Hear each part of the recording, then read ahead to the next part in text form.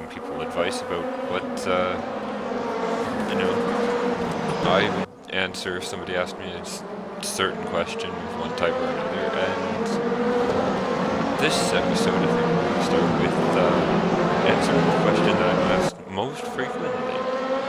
Basically, somebody who is a rather young age asking me about what their first car should be. To put it quite simply, I think that the first car should simply be a car that is basically just affordable, reliable, and something that people really find is cool, but also which suits the interests that the person will have in terms of long-term goals and so on. And I think a lot of times you'll find that people will quite frequently buy first cars that aren't really ideal for what their goals and purposes are for the car. They sort of buy cars without really considering what they want long term. And that's okay, but there's a better way to buy cars. And I'm going to go through why people should consider a different car for their first car from what they might immediately consider because of whatever reason it comes to be. And so hopefully that will be fine. Yeah, basically the first step in buying a car is to consider your budget and where within financial, like if you want to try to make investment and make it something that you can spend money in the long term on and attempt to buy something later on, then I would suggest not to buy an expensive car because then that is immediately not going to be a very good investment. And when I say expensive car, I don't just mean something like the cost to purchase. I mean the ownership cost in terms of the maintenance, reliability, insurance, gasoline costs, upkeep, keeping it clean, for example. Like if you're going to try to afford something like a Cadillac Escalade on one of your first times out, then you're not really easily going to be able to afford it all. That's pretty much why it's not a good idea for people to buy an expensive first car. Because a lot of times buying that first ultra expensive car is a really bad idea.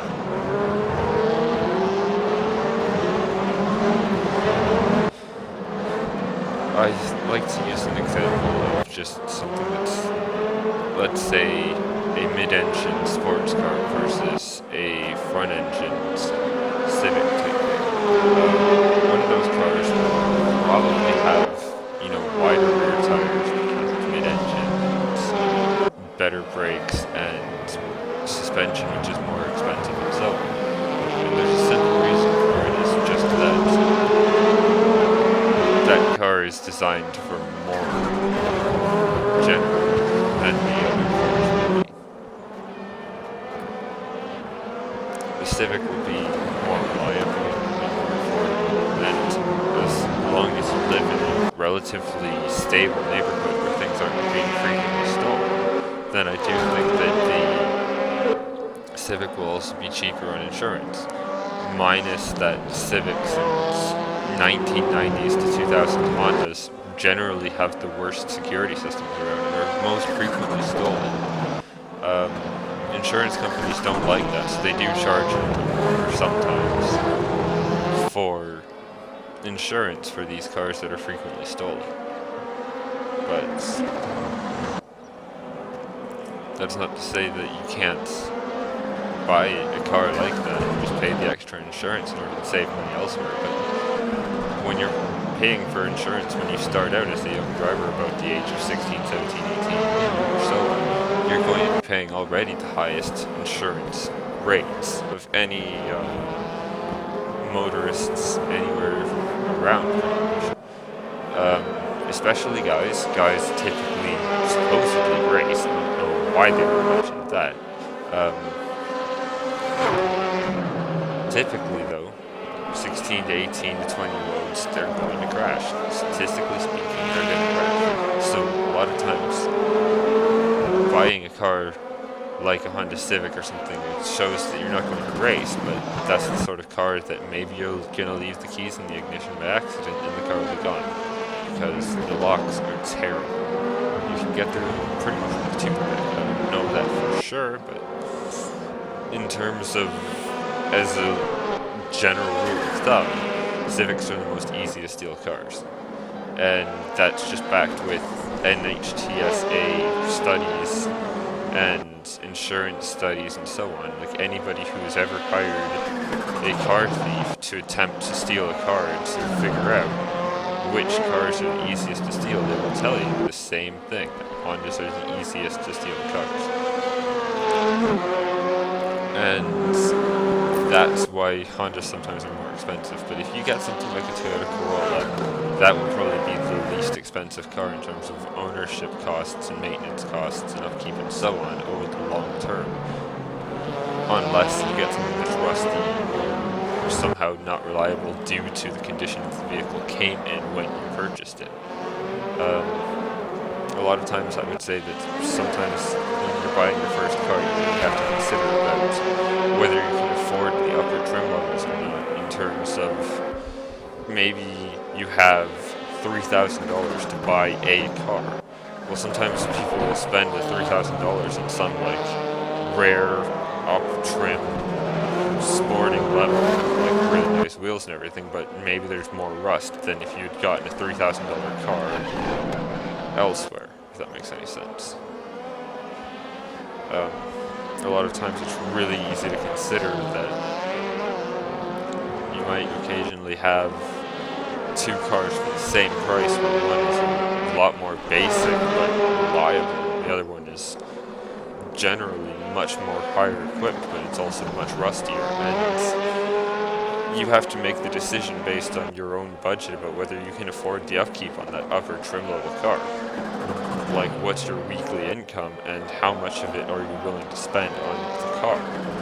Because ideally you don't want to spend 100% of what you're earning on just affording the car in order to get to work, in order to afford the car, because that begins this loop that I hate, which I consider to essentially be a positive feedback loop, which, despite the name, actually is a negative thing, but positive in that the feedback from it gets worse and worse and worse, that the more you drive the car, the more it costs, the more you have to work, it's the more money you put into the car, the more you drive it, the more you have to repair it. And that positive loop, that's really going to cost you a lot in the long term. But at the same time, if you buy something that's more affordable, then perhaps you can spend money on other things and start to build some equity. Like, if you buy a really inexpensive car and find a really good job, maybe you can afford to actually start to buy a house or something that's going to be a lot more of a proper investment than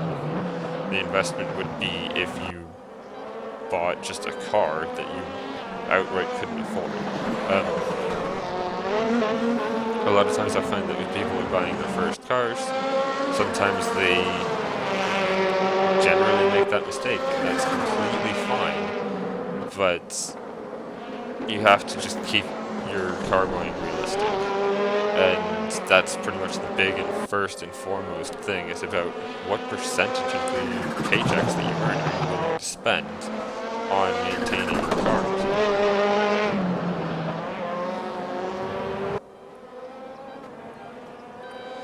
The second thing I want to talk about is the practicality. And I know it's probably something that most teenagers don't consider, but if you're a friend's guy, if you're a guy who has like 8 friends at any given time, all begging him to hang out, really the sort of car that you want might not actually be a 2-seater. You know, 2-seater, maybe you're the sort of guy or girl who has 1 friend or 2 friends, whatever, that call somewhat frequently, but not all the time, every day. How often do you hang out with your friends? Because if you buy a 2-seater, then you won't be able to drive your friends around because you won't have a seat, and that's just simple logic. But 2-seaters can be more fun, and they can be less expensive in the long term with less fuel costs and so on. but you're going to pay extra for insurance because it's a two-seater or a two-door. And you're going to pay, what do I say, in terms of having to always rent taxis or do something else in order to have space for your friends. Like, if you have to take a taxi, then that costs extra versus if you had just bought a five-seater or five-door type car, or a seven-seater five-door car. That's something really to consider as well. But I'm not going to try to convince people that they should buy something that they don't want. So if you're the sort of guy who, like me, wants a car that's sporty and fun to drive, then go for it. Buy your two-seater car, but you have to understand what you're getting yourself into is that you can't have two people in your car at one time because it's a two-seater. That's the nature of the beast, because that's the nature of the car.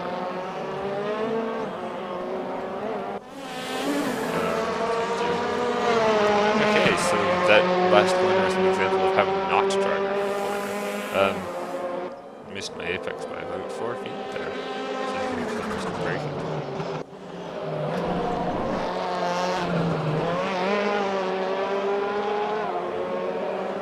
First section of the corner is quite bumpy at the apex there too.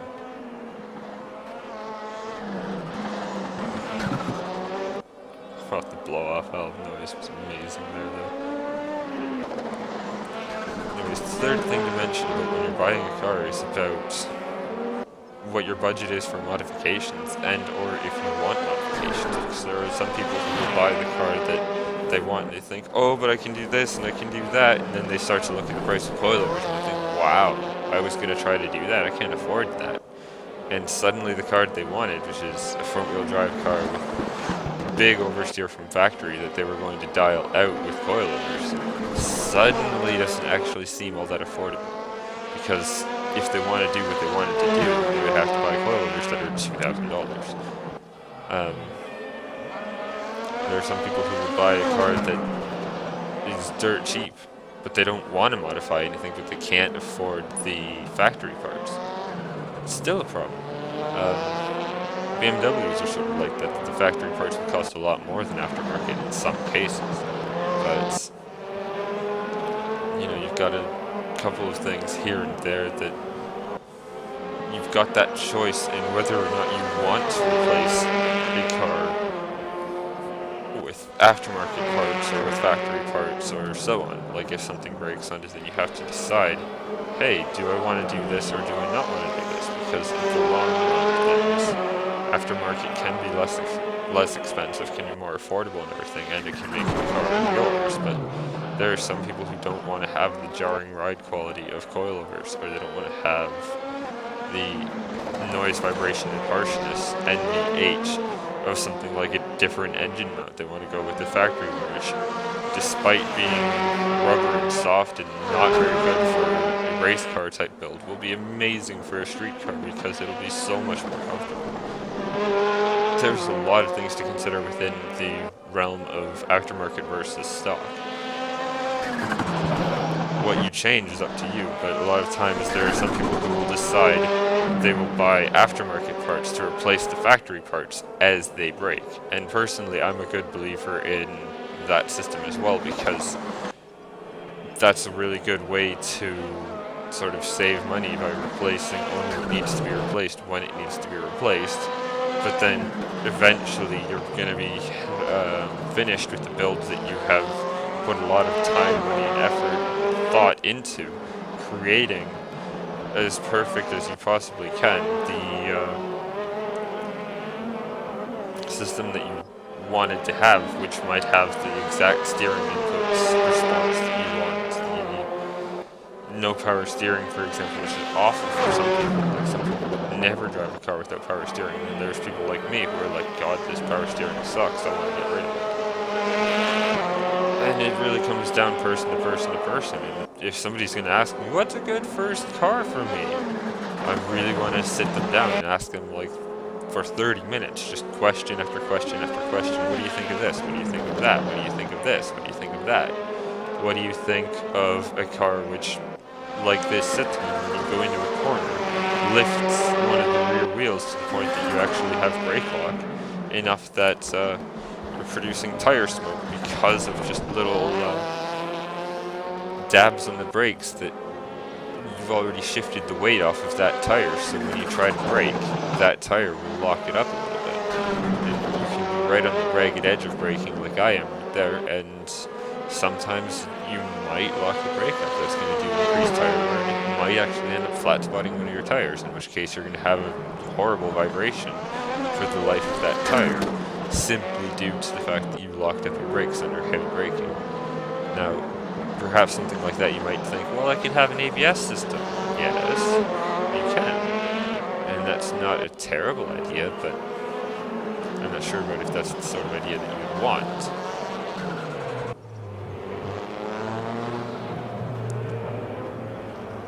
Here we come in for a pit stop, so that I'm going to change out my tires because, I kid you not, the front tires on that car that I was just driving last for about 15-20 minutes the way that I was driving it.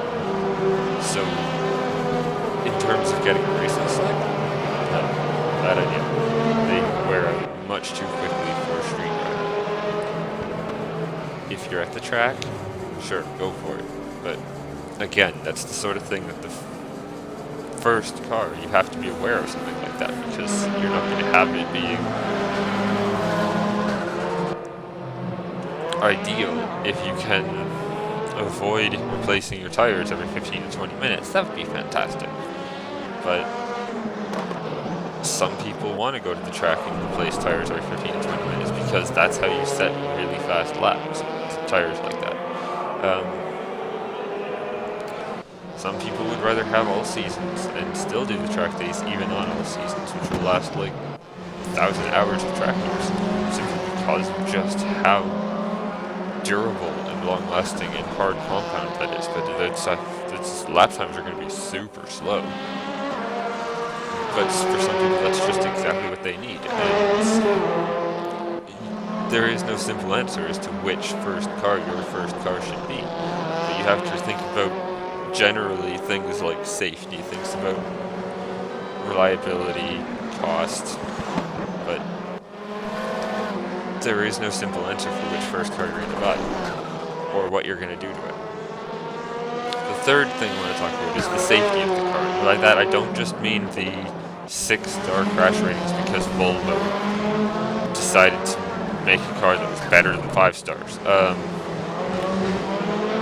Those sorts of cars, they're fine, but that implies that you're going to have a crash, which is not ideal for, well, your insurance rates are going to just skyrocket from there if you have a crash in your first 3 or 4 years of owning a car.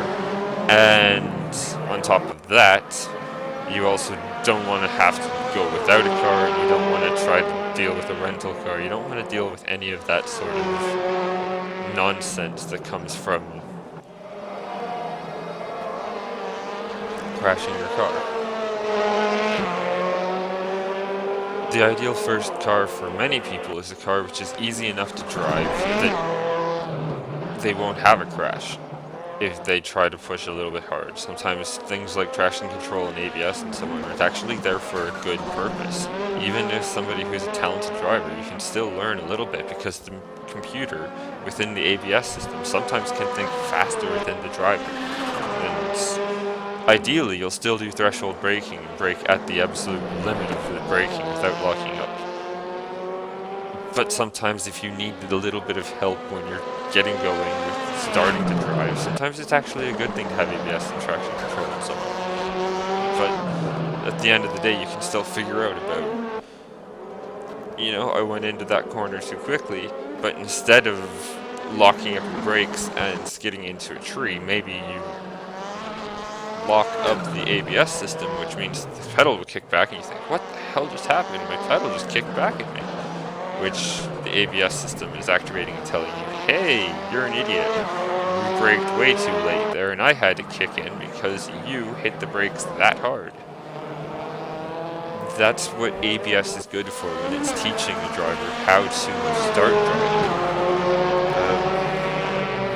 If you are driving in traffic and ta-da, somebody brakes in front of you and you have to have the ABS kick in, you made a mistake. See, like right there, when I went into that corner, that was a mistake. I braked a little too late. I locked up some of the tires, and I have to adjust for that. And then the next few corners, you'll see that I adjust for it, and my driving lines are nice and smooth and crisp and clean again. And there's a reason for that. The reason being that I realized, hey, I braked too late there, but I'm not using ABS. But it's still something that even an experienced driver can make a mistake like that. You see a little puff of the right rear tire there because the right rear tire comes light as you crest over that hill there. When with a stiff suspension like that, when the front suspension is soft and the rear suspension is stiff, the rear tires are actually lifting off of the ground occasionally. So sometimes you will see tire smoke where the tire had stopped turning, and then when it comes back to the ground, it stops turning, and then you've got a little like millisecond or two at the rear so on where the brakes are still locked, and that tire, even though it was in the air when the wheels stopped turning because the brakes were applied with the tire in the air, you come back down and that tire is still locked until it regains traction, which you're going to see a little puff of smoke like that. That's generally just how front-wheel drive cars are, that when you brake really hard with a good suspension setup on a front-wheel drive car, your rear tires are going to get a little bit of brake lock wear. That's what damages the tires on front-wheel drive cars. It's not so much the turning, where they're not doing anything except just providing stability for the car. It's not about the acceleration, where they're not doing anything because of the front wheels doing all the work. The rear tires are being damaged by braking. The rear tires on a front-wheel drive car are nowhere near as worn as the front wheels. And that's just a general fact of everything. They're barely doing anything. But they need to be there in order to keep the car under control. It's just that they're barely doing anything either way. But like I'm saying though, what classifies as a safe car is a car that's easy enough to drive that you won't accidentally almost spin or almost lose control or anything like that. But even still, even if it's a quote-unquote safe car, which pretty much drives itself in terms of having the traction control and ABS system, and you should still take it to the track and realize where the limits are. But the limits, instead of you spinning out and losing control and hitting a wall or going into the grass or something, instead of doing that, generally you're either going to find yourself going too quickly into a corner, just hitting the wall because you didn't slow down enough, which is an entirely different crash, which still, it's the same thing, but works in the opposite way, where it's not because you lost control of going in too quickly, but rather because you couldn't just make the corner, because you went in too fast. Or the other thing is that you're going to have the kickback in the pedal telling you, hey, you braked too late, you had ABS lock, back it off the next time. And every time that you do that, you're going to have that brake lock until you find the exact limit of your braking adhesion to the point that you can figure out perfectly how to threshold brake. And that's when you're ready to go to a car which does not have the ABS system. Or if you get on the throttle too hard and the traction control system kicks in and your dashboard lights up like a Christmas tree because, oh my gosh, the traction control system is doing something. Again, that is something that comes down to you as a driver expecting too much from the tires, and then expecting too much from these tires is what's going to cost you a crash if you're not careful, or you're going to learn how to use the traction control, but you're going to quickly realize how to use traction control without traction control actually being there. Which, when I say that, I'm referring to knowing that your traction control just kicked in will help you to know about when you're exceeding the limits of adhesion of the tires, so that you can actually drive the car without traction control by driving it as if it still had traction control, but your right foot is doing the traction control. And that's fastest on pretty much everything except gravel. If you're on gravel, then yes, traction control will always make you slower because wheel spin actually makes you faster on gravel. But unless you're a rally driver, you won't be on gravel. And gravel is probably the worst thing for a car that you can possibly do, because you're going to have stone chips, you're going to have the car hitting potholes and bumps and waterboard, like, how do I say, washboards, where there's water holes, there's water splashes, there's this, there's that. Gravel is the worst thing for a car. The paint will be bad, the suspension will be bad, the coilovers will break, the control arms will break, the stone chips, the potentially having some stone hit the windows and break the windows. Essentially, any rough surface, you can literally bottom the car out to the point that your front bumper will hit the ground. There's all sorts of damage to the bodywork, to the suspension, to the brakes, to the tires, that gravel will do that no other surface will do. Stay away from gravel if you can. That sort of goes along with the safety of it, that if you want to have a reliable car or a safe car, stay away from gravel. Essentially, anytime that you're going to try to drift on gravel or whatever, just go to a place where it's snowy, unless you don't have any snow, in which case you should move to a country where there's snow. Let's say you live in Jamaica or somewhere where there's really no snow, there's no threats or anything.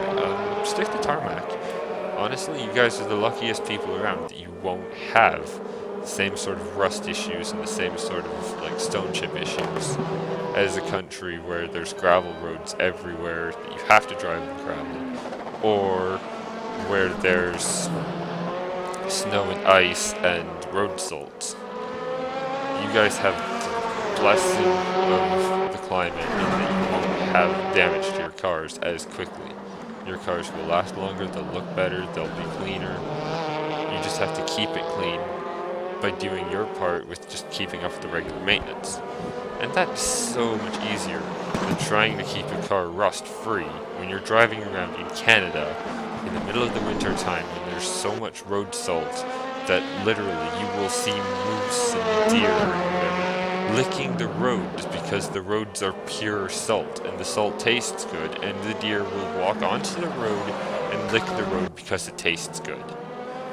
Honestly, please, use it to your benefit if you live in a country like that doesn't have snow and ice and salt and so on.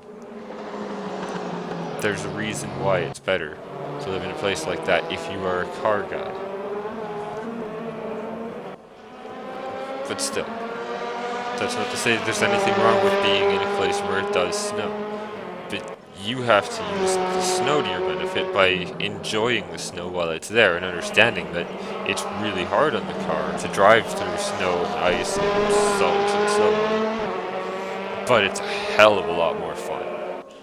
And that's just plain and simple. Like, you go into a corner and the car is sliding everywhere on you, that can be fun. But you have to drive accordingly, that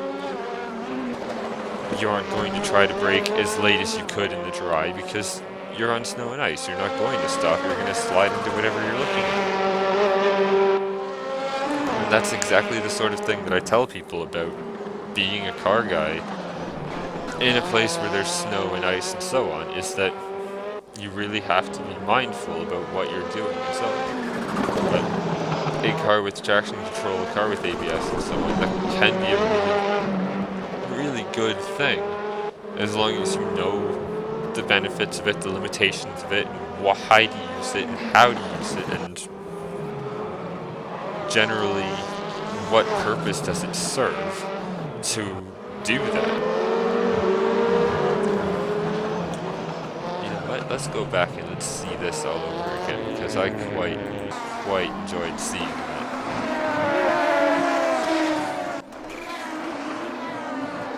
Let's just take a minute and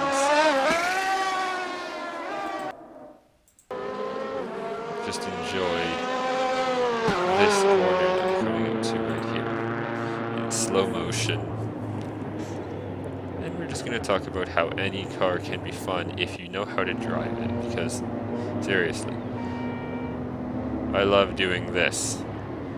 Doesn't matter which car I'm in, doesn't matter what I'm doing, I love doing that. But you have to plan it out. You have to get a car with sturdy suspension. You have to do it properly if you're going to do something like like that.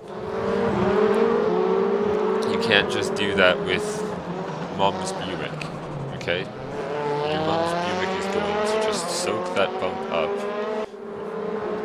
or it's going to roll over, or you're going to blow that suspension. You can't do it on a car like that. This is a purpose-built race car. It's designed for it. It's built for it. It will last. It's got $30,000 wheels, pretty much. It's meant for it. You know, and you have to understand that what you see some people doing, sometimes it's a car that's specially built for it. Same thing I was saying on gravel. You will destroy your car.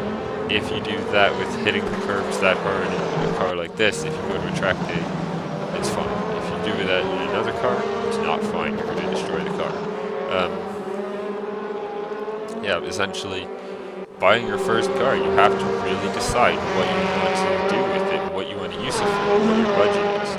Because I assure you, driving the way that I drive, and hitting all these curbs, and bouncing the car over curbs, and doing anything like that, it's awesome fun, and it's an amazing thing to do, and it's sort of a party piece if your party happens to be at a racetrack, but it's really not good on the car if you don't have the right car for it, so you have to plan your first car purchase around that, because whatever your purpose for the car is, you need to understand what you're using it for and how that's going to play out.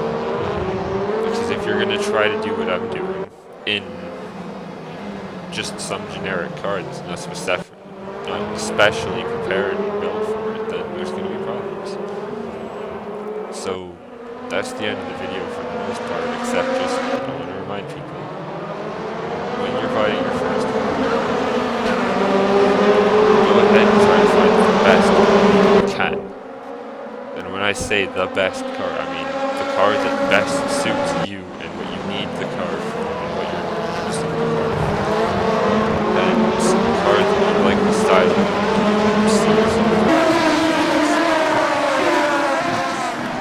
all of that stuff, because I assure you, there is quite a lot that people really need to consider when they're buying their first cars. A lot of it is financial, a lot of it is purpose. What are you using it for? And how much money do you have to spend? Because if you're going to try to buy a Honda S2000 so that you can drive all of your 30 friends around, no. Buy a fucking school bus if you're going to drive your 30 people around. You're not going to drive 30 people around in an S2000. You know how long that would take? Drive one person to your destination, drive back, drive the next person, drive back, drive the next person, drive back, drive the next person, drive back. No, it's not logical. So you decide based on what your purpose is for the vehicle, what you're going to do with it, which car you're going to buy, because it will suit your purpose. The simple way of saying something like that is, when you're getting your first car should be a car which matches your desires, it matches your goals, and it matches what you're going to do with that car. And I can't possibly say it enough that I can't quite tell you which car is the best car, because you need to consider that for yourself. I'm giving you a guideline that if you follow, you will buy the right car. But in my example, I bought a 2011 Subaru WRX, and I quite liked it. Except that I bought it because I thought that I was going to have a family, and my ex-fiancée and I broke up. So the vision that I had of having a family and having a family car, which was just sporty enough that I would enjoy it, but still spacious enough that I would have enough space for raising a family, that didn't happen. So now I'm sitting here like, you know, with my latest change of circumstance, as I should say, maybe my desire of cars will also change, as it provided that theory decided to come across, but it was too late and couldn't close the door on the friendly guy leading there. But I say again, everybody has to have some plan about what they're doing and why. What are you doing with the car? Why? Is it going to turn out that way? What happens if? And so on. my case, what am I doing with the car? I want to have a fun family car. Buy a Subaru WRX. What if she breaks up with you? Sell a WRX and get an MR2 or something. Ta-da! Awesome. Awesome plan. It worked out for me. It's going to work out for everybody else who plans something along those lines. But at the end of the day, though, you need to consider what's right for you. And that's something that no person can answer by buying your first car. It's just something that has to be. Anyways, that's the end of the video. I wish you the best of luck in your search for the first car, and have a good one. Happy Canada.